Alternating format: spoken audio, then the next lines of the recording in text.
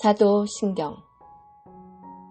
전능하사 천지를 만드신 하나님 아버지를 내가 믿사오며 그 외아들 우리 주 예수 그리스도를 믿사오니 이는 성령으로 잉태하사 동정녀 마리아에게 나시고 본디오 빌라도에게 고난을 받으사 십자가에 못 박혀 죽으시고 장사한 지 사흘 만에 죽은 자 가운데서 다시 살아나시며 하늘에 오르사 전능하신 하나님 우편에 앉아 계시다가 저리로서 산자와 죽은 자를 심판하러 오시리라. 성령을 믿사오며 거룩한 공예와 성도가 서로 교통하는 것과 죄를 사하여 주신 것과 몸이 다시 사는 것과 영원히 사는 것을 믿사옵나이다. 아멘.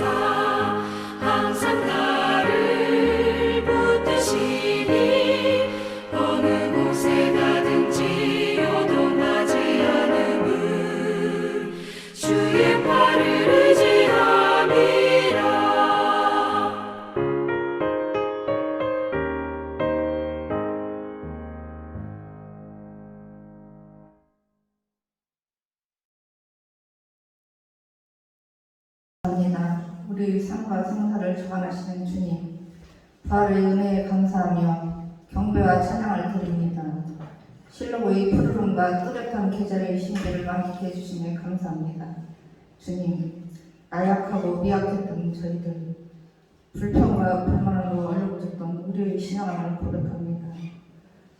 주님의 그 큰 뜻을 헤아리지 못하고 세상과 타협하며 살아온 우리의 의지를 주여 용서해 주옵소서. 주여 이 나라 이 민족의 국률함을 살펴 주옵소서. 급변하는 세계 정세에 흔들리지 않고 굳건히 살아갈 수 있는 용기와 힘과 통찰력을 주옵소서. 주님 감사합니다. 우리의 형편을 아시고 작은 불평과 불만까지도 들어주시며 하나씩 채워주시는 재정청원 통과됨에 아버지 감사하고 감사합니다. 주여 간절히 원하고 바랄건대 주님 그 재정이 넉넉히 채워주셔서 재물에 시험들지 않게 하옵시고 오로지 사랑과 봉사를 복음의 전도사 역할만 하는 공동체 되게 하옵소서.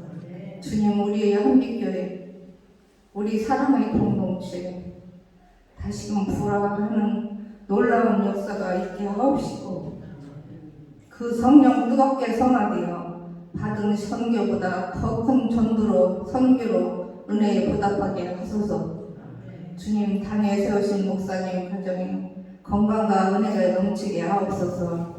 준비하신 말씀에 성령님하여 주옵시고 듣는 우리에게 미랄을 실으실 때는 믿음의 싹이 크게 하소서. 그 말씀 붙들고 변화무쌍한 현실에 안주하지 않게 하옵시고 말씀과 기도로 늘 거듭나는 삶이 되게 하소서. 주여 어디 어느 곳에 있든지 우리 자녀들 믿음의 자녀로 거듭나게 하옵시고 일터에서 삶의 현장에서 강건하고 담대하며 슬기로운 지혜로 주님 향해 걸어가는 발걸음 되게 하소서. 주님 각 가정마다 기도 제목 연락하여 응답하여 주옵시고 건강과 재물을 또 채워주소서.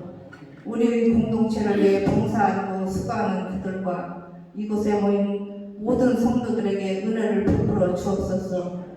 이 모든 말씀 우리의 죄사함을 받기 위해 부활하신 예수님의 이름으로 기도드렸습니다. 아멘.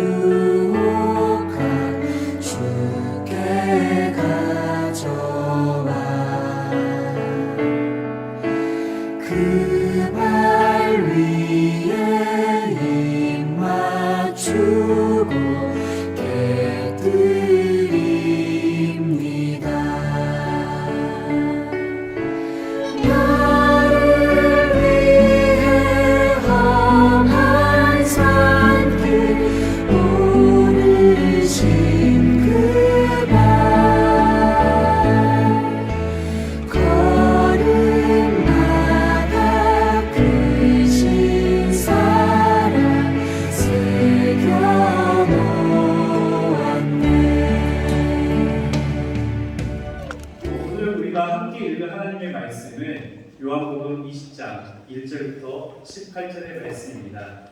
요한복음 20장 1절부터 18절 다 찾으신 후에는 자리에서 일어나셔서 읽도록 하겠습니다. 요한복음 20장 1절부터 18절까지의 말씀입니다.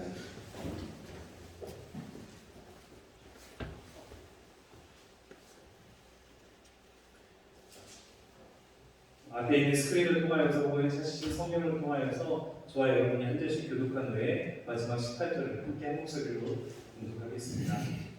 안식 후 첫날 일찍이 아직 어두울 때에 막달라 마리아가 무덤에 와서 돌이 무덤에서 옮겨진 것을 보고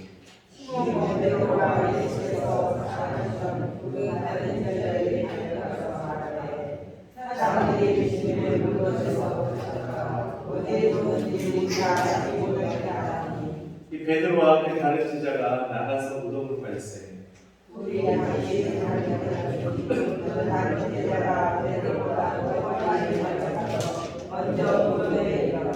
구부려 세마포 놓인 것을 보았으나 들어가지는 아니하였더니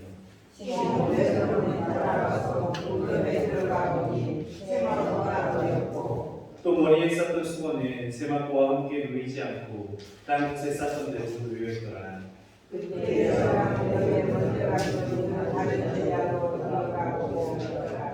그들은 성경에 그가 죽은 자 가운데서 다시 살아나야 하리라 하신 말씀을 아직 알지 못하더라.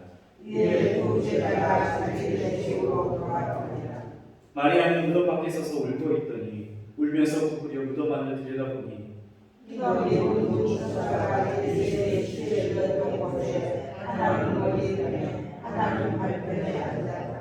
천사들이 이르되 여자여 어찌하여 오느냐 이르되 사람들이 내 주님을 옮겨다가 어디 두었는지 내가 알지 못함이니이다. 이 말을 하고 예수께서 서 계신 것을 보았으나 예수님 주님을 알지 못하더라.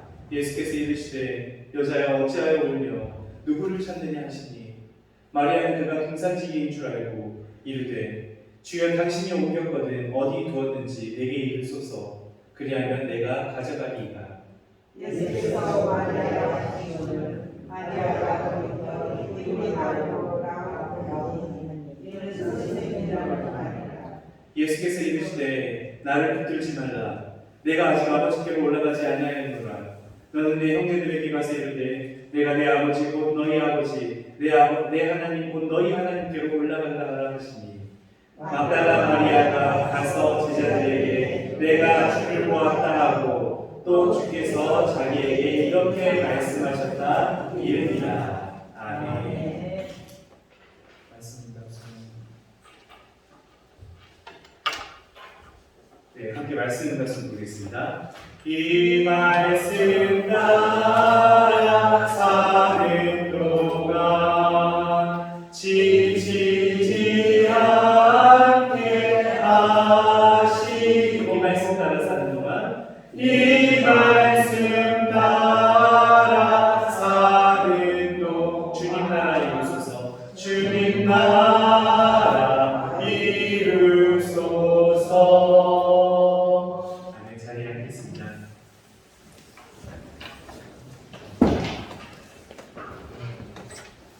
지난주 우리는 이 마가복음의 말씀을 통해 부활의 아침 예수님의 시신을 찾으러 돌무덤으로 갔으나 예수님의 부활로 인해 빈 걸음을 한 헛걸음을 한 그 여인들에 대한 이야기를 함께 나누었습니다. 오늘 우리가 읽은 이 요한복음은 이 다른 복음들의 기술과 달리 그 여인들 중 이 막달라 마리아에 주로 포커스를 맞추어서 기술합니다. 다른 복음서에서는 이 막달라 마리아를 포함한 일행들이 다루어지는 반면에 이 요한복음에서는 이 막달라 마리아에게 포커스가 맞추어서 이야기가 시작되죠. 여러분들이 지난주에 보셨던 것처럼 막달라 마리아는 아침 일찍 예수님께서 누워 계신 무덤으로 갔습니다. 1절에 보면은 마리아가 안식 후 첫날 꼭두 새벽에 비를 나섰고 그렇게 예수님이 계신 무덤으로 왔습니다. 그런데 거기서 마리아가 매우 충격적인 장면을 목격합니다. 지금 당연히 무덤을 지키고 있어야 할 로마 병사가 한 사람도 없고 무덤 입구를 막고 있어야 할 저 큰 돌이 저만치 굴러가 있었던 것입니다. 그 순간 마리아는 발걸음이 얼어붙었습니다. 왜냐하면 그 광경이 무엇을 의미하는 줄 알고 있었습니다. 그것은 누군가가 예수님의 시신을 훔쳐갔다는 뜻인데 이제 막달라 마리아에게 여러 가지 상상이 더해집니다. 당시 유대인들은 예수님을 해코지 하려고 하였습니다. 그렇게 예수님의 시신에 해야 하는 것을 막기 위해서 이 돌무덤의 입구에 큰 돌로 막아놓기까지 했었는데 지금 돌이 비켜져 있고 예수님의 시신을 찾을 수 없는 상황입니다. 이제는 살아계신 예수님을 보지 못하게 된 건 물론이고 예수님의 무덤에도 찾아갈 수 없는 예수님의 시신까지 잃어버렸다고 생각하니 이 막달라에서 온 이 마리아가 억장이 무너져 내리는 것 같았습니다. 고백하던 이 막달라 마리아는 한달음에 베드로와 예수께서 사랑하시던 다른 제자에게로 달려갑니다. 참고로 예수께서 사랑하시던 제자라는 표현은 이 요한에게 사용되어지는 표현입니다. 즉 베드로와 요한에게 다가가서는 이 2절에서 그들이 주님을 무덤에서 가져다가 어디에다 두었는지 우리가 알지 못합니다 라고 눈물을 흘리며 호소하는 겁니다. 큰 충격을 받기는 이 베드로와 요한도 마찬가지였습니다. 이 두 사람은 무덤을 향해서 소식을 듣자마자 그때같이 달려갑니다. 베드로가 나이가 혹시 더 많거나 아니면 뭐 뚱뚱해서 그랬는지 모르겠는데 저도 달리기를 못해서 20년 부담이 가는데 사전을 보니까 같이 소식을 듣고 뛰어가는데 다른 제자, 요한은 좀 더 먼저 도착하고 베드로는 산에 올라가면서 좀 지쳤는지 더 뒤따라오나 봐요. 아무튼 그래서 이 세례 요한이 아니죠. 그 제자 요한이, 사도 요한이 먼저 도착을 했습니다. 그런데 사도 요한이 이렇게 도착을 했는데 무덤 입구 쪽에 있는 이 수위를 보고서는 억장이 무너지니까 더 안으로 들어갈 수가 없는 거예요. 예수님의 시신이 사라졌다는 그 크나큰 사건 속에서 이 일을 자기의 눈으로 확인하기가 두려운 마음이 든 겁니다. 그렇게 사도 요한이 이렇게 머뭇거리는 사이에 이제 헐떡거리면서 뒤이어 베드로도 도착을 했습니다. 이 베드로는 그 예수님께 위해가 가해질 때 칼을 들었던 것처럼 뭔가 좀 주저하거나 머뭇거리는 성격은 아닌 것 같아요. 이 요한은 앞에서 기다리고 있는데 베드로는 그냥 들어갑니다. 한달음에 무덤 속으로 뛰어들어갔고 거기서 먼저 온 이들이 보았던 수위와 더 안쪽에 가지런히 비켜져 있는 이 예수님의 머리를 쌓아둔 이 수건을 보았습니다. 요한은 그제서야 용기를 내서 무덤 속으로 들어갔는데 성경은 그렇게 해서 그 제자도 보고 믿게 되었다라고 표현합니다. 그리고는 9절에 가로를 치고서 굉장히 중요한 말씀인데요. 그 뒤에다가 왜냐하면 그들은 성경에 그가 죽은 자 가운데서 다시 살아나리라 하신 말씀을 그들이 알지 못하였더라. 약간 이런 알순대에서만 설명을 붙이면서 이에 두 제자들이 자기의 집으로 돌아가니라 라며 세 사람에 대한 이야기의 이 앞쪽 전반을 마무리합니다. 막달라 마리아 그리고 베드로 그리고 대개 요한 자신이라고 생각되는 예수님께서 사랑하신 다른 제자 이 세 사람은 예수님의 빈 무덤을 오늘 본문상에서 처음 봤던 이들입니다. 부활의 영광스러운 첫 증인들이죠. 어떻게 보면 그 어떤 사람보다도 이 영광스러운 장면을 목격하는 정말 가슴 벅찬 이들이기도 합니다. 하지만 안타깝게도 먼저 소개된 세 사람들 중에서 예수님의 부활을 본 사람은 아무도 없었습니다. 우선 소식을 듣고 뒤따라왔던 두 제자들부터 한번 살펴보죠. 이 예수님의 빈 무덤에 대한 두 사람의 경험은 대동소이합니다. 거의 같습니다. 시간 차이만 있을 뿐 같은 경험을 했죠. 그들이 무덤 안에서 본 것은 두 가지였습니다. 예수님께서 누워 계셨던 그 자리와 그 머리맡에 있는 예수님의 수의 그리고 예수님의 머리를 감았던 수건이 그것인데요. 생각해보면 뭔가 이상합니다. 만약에 누가 예수님의 시신을 훔쳐간 것이라면 어느 도둑이 있어서 훔친 후에 그 뒤에 자리까지 가지런히 정리한단 말입니다. 그렇게 어쩌면 그들이 조금만 침착하게 생각했더라면 그들이 목격한 것이야말로 부활의 증거가 될 수 있었습니다. 하지만 이 두 제자는 그저 예수님의 시신이 도둑 맞은다고만 생각했을 뿐 다른 가능성을 전혀 생각하지 못했습니다. 특히 8절 말씀은 이 다른 제자가 보고 믿었다라고 하는데 이 보고 믿었다.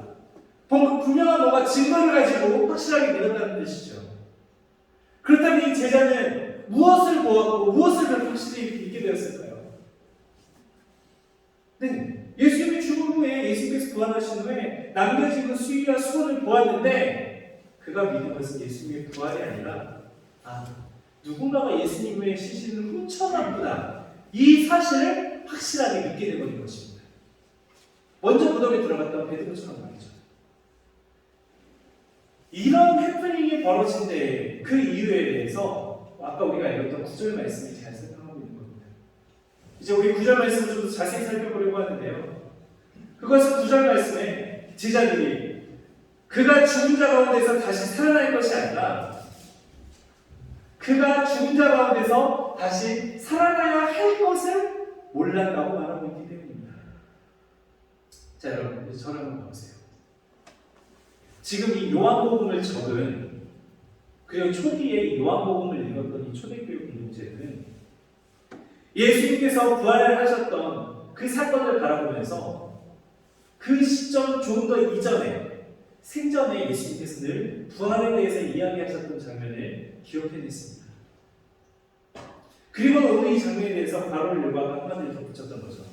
그들은 성경에 그가 죽은 자 가운데서 다시 살아나야 하리라 하신 말씀을 아직 알지 못하더라.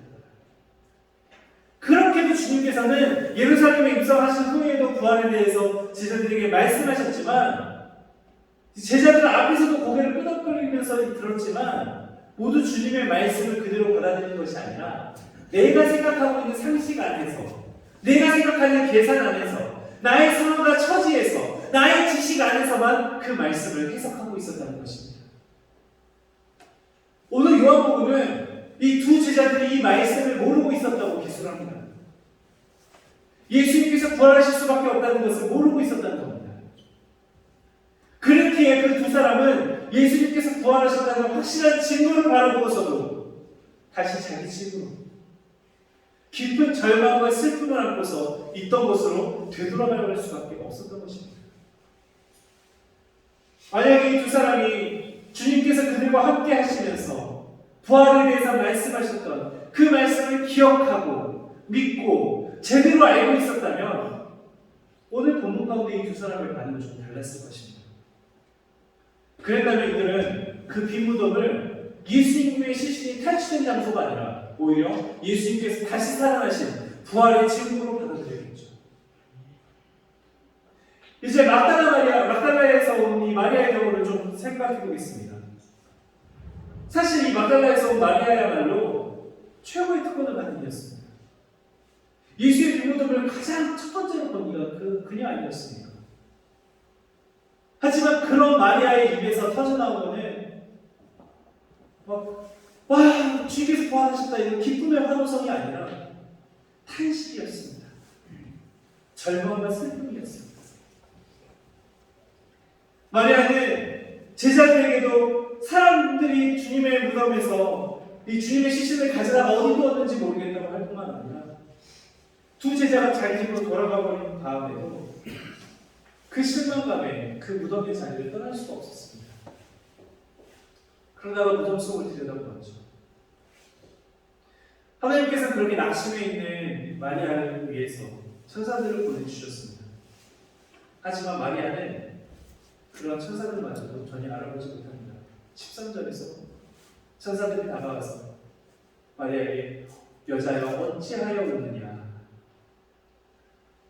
아시다시피 마리아는 지금 전혀 슬퍼해야 할 때가 아닌데도 불구하고 오히려 기뻐해야 할 때인데도 불구하고 예수님을 여전히 죽은 분으로만 여기고 있고 그렇게 살아계신 분을 죽은 자 가운데서 다시 찾으려고 하고 있습니다. 그렇게 마리아는 지금 천사들이 하고 있는 이 말을 알아듣지 못했습니다. 그러니 뭐라고 대답합니까?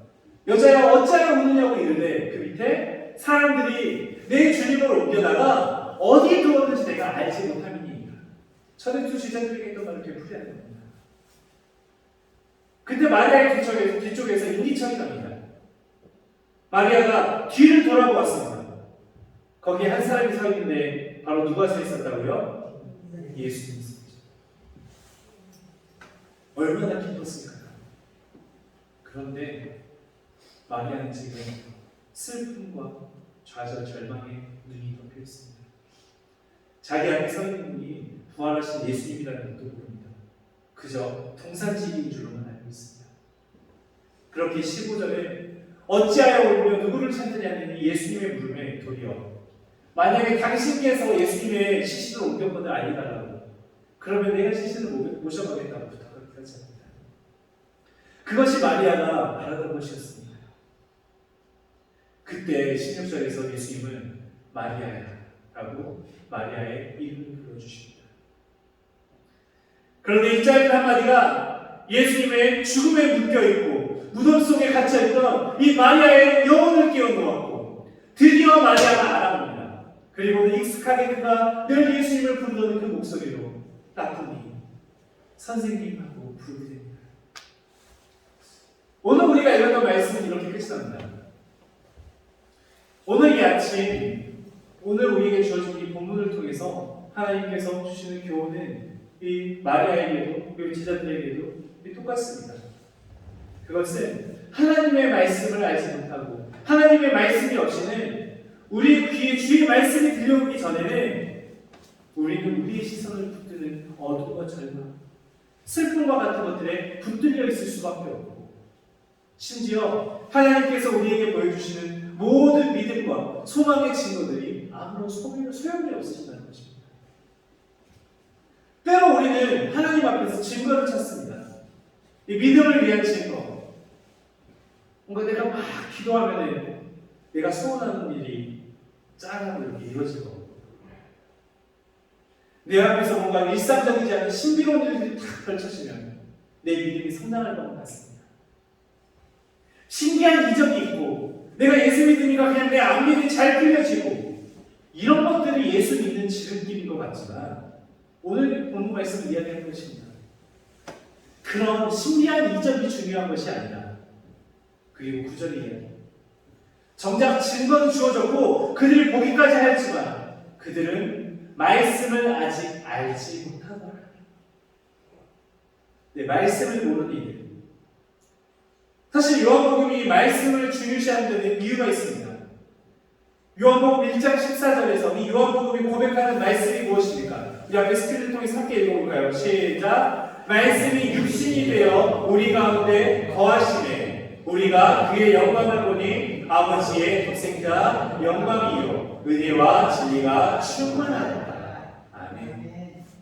말씀이 육신이 되어서까지 우리와 함께 계셨지만 그 하나님의 말씀을 알지 못하고 그저 내가 지식으로만 아는 대로 혹은 내가 배웠던 대로만 아는 대로 매일매일 나의 삶 가운데 함께하는 그 말씀의 감격에 젖어 있지 못한 채 내가 생각하는 메시아, 내가 배웠던 메시아, 내가 살아가고 있는 그 메시아에만 국한되어서 나의 삶 가운데 찾아온 하나님의 말씀에 귀 기울이지 못한 그 이스라엘을 바라보면서 오늘 우리도 우리의 삶을 돌아볼 수 있어야 하는 것입니다.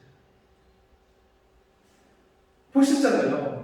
심지어 이 두 제자들은 예수님께서 부활하시다는 분명한 증거마저 받는데도 불구하고 거기서 얻은 것은 절망과 슬픔밖에 없습니다. 왜냐고요?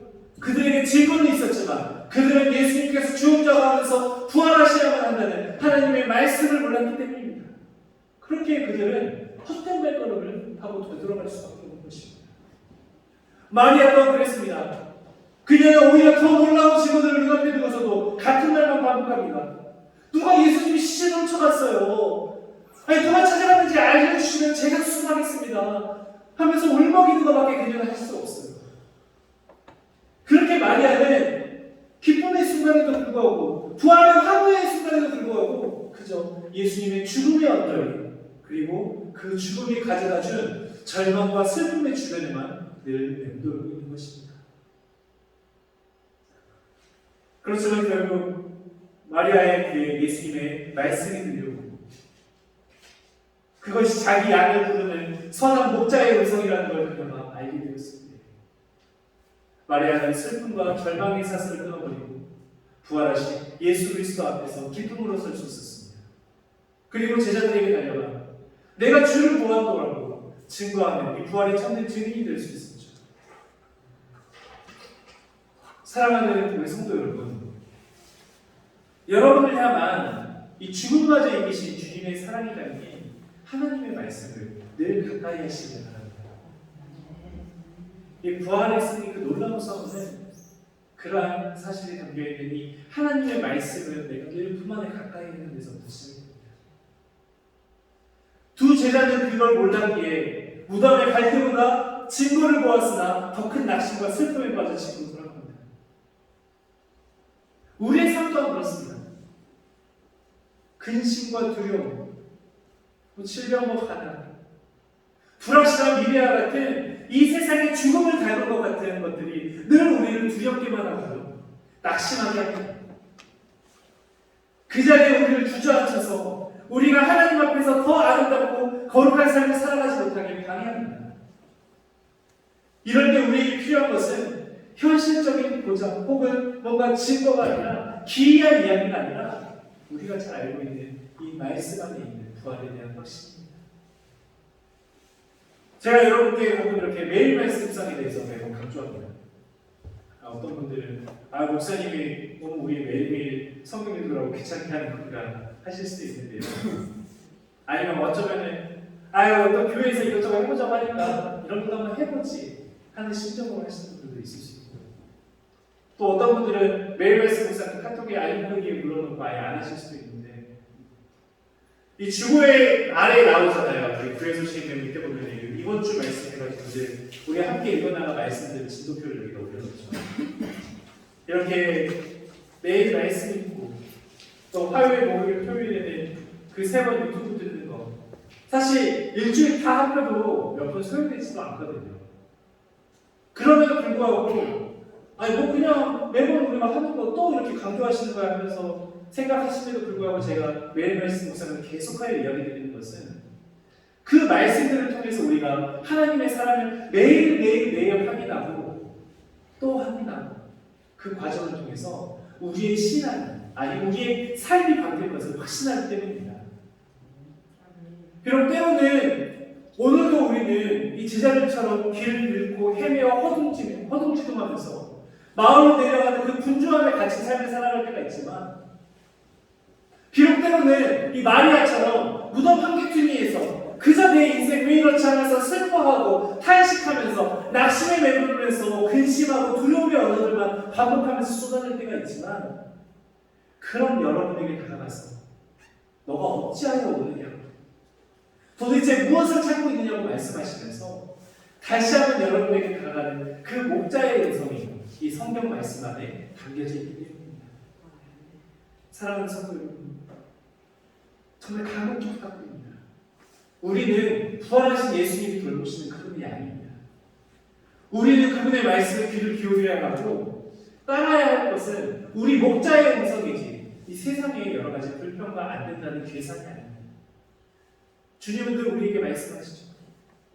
죽음을 이긴 너의 목자가 너의 앞에 있으니 슬퍼하지 마라. 두려워하지 말고 나를 따라오라. 그렇게 나의 증인이 되라고 말씀하십니다. 우리 그러한 주님의 말씀에 귀를 기울이며 살아갑시다. 그리고 오늘 주님께서 마리아야 하고 부르듯이 여러분들 한 분 한 분을 부르시는 그 부르심의 목소리에 응답하면서 하나님의 백성답게 예수 그리스도의 부활을 따르는 이들답게 오늘을 살아갑시다. 그 목자의 음성에 응답하며 살아갑시다. 그렇게 모두들 두려움과 근심으로 살아가는 이 세상 가운데서 이 말씀에 기록된 주의 변화없는 삶 가운데서 부활의 소망을 따라 살며 부활을 증거하는 증인이 되기를 예수 그리스도의 이름으로 축복하며 기도합니다. 아멘. 기도하겠습니다. 주님, 주의 말씀을 알지 못하고 기억하지 못하고 그저 나의 생각과 세상의 상식으로만 계산하고 재단하고 그에 따라 넘어지는 우리의 연약한 삶을 불쌍하게 여겨주시옵소서. 다만 바라기는 주님, 그런 우리로 하여금 주의 사랑이라는 아버지의 말씀을 허락하셨사오니 매일같이 우리가 주의 말씀을 가까이 하면서 늘 그 하나님의 말씀을 통해 주의 그 사랑에 확신 얻어 살아가는 책임 얻어 살아가는 우리 여수 한미세 가족들에게 도와주시옵소서. 마리아를 부르신 그 음성처럼 늘 연약한 믿음 가운데 있는 우리를 부르시는 살아계신 예수 그리스도 이름으로 기도드립니다. 아멘.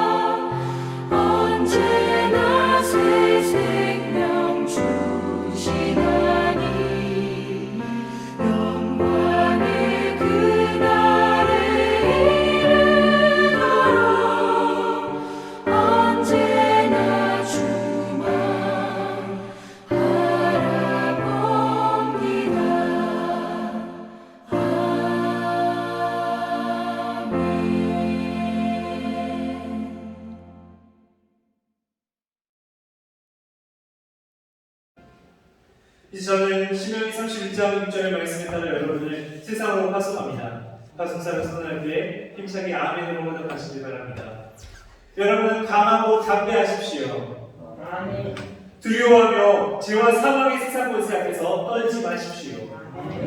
이는 주님께서 여러분과 함께 가시며 결코 여러분을 떠나지 아니하실 것입니다. 아멘.